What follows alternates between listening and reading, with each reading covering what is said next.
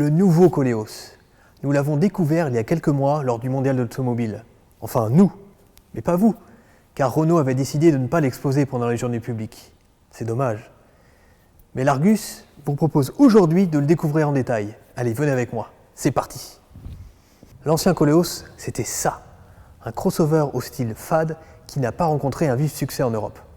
Le nouveau Koleos, c'est ça n'a plus rien à voir.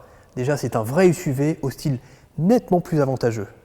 Si vous appréciez le design des nouvelles Mégane ou de la Talisman, alors il devrait vous plaire, car le style s'en inspire beaucoup. On retrouve sensiblement la même face avant, avec ces grandes calandres, mais surtout ces optiques, dont les feux en forme de crochet descendent le long du bouclier.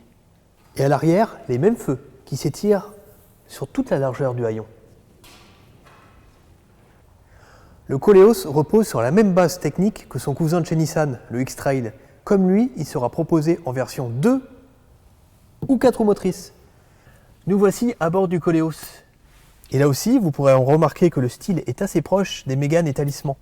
On retrouve pratiquement la même planche de bord avec un écran tactile en position verticale, des compteurs digitaux et personnalisables et les mêmes commandes de climatisation.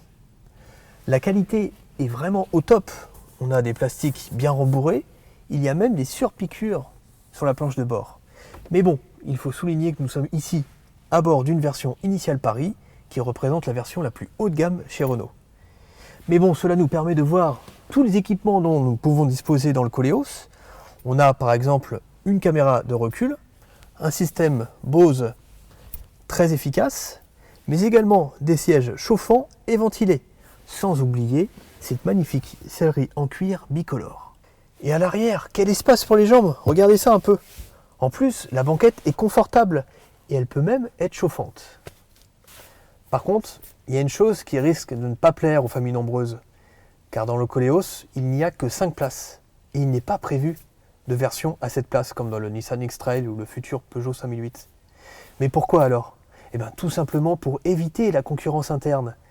Car chez Renault, le Scénic et l'Espace proposent déjà des versions à 7 places. Mais bon, il y a quand même un point positif. Venez voir avec moi.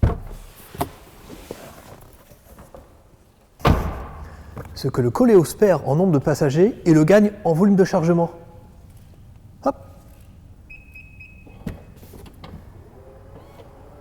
Regardez un peu. Renault annonce un volume de 624 litres. C'est quand même pas mal. Et la modularité n'a pas été oubliée. Regardez, grâce à ces tirettes, hop, vous pouvez rabattre la banquette arrière et obtenir un plancher plat. Ça, c'est quand même bien pratique pour charger des objets longs ou encombrants. Il va falloir se montrer encore un peu patient avant de passer commande.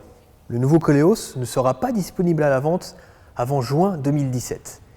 Il arrivera sur un marché en plein boom où les nouveautés se bousculent.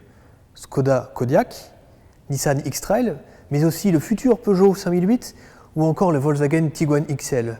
Autant de concurrents auxquels devra faire face ce nouveau Koleos. Nous, on a vraiment hâte de l'essayer et nous vous donnons rendez-vous au printemps prochain pour découvrir nos premières impressions. Allez, à bientôt sur l'Argus.fr. Ciao!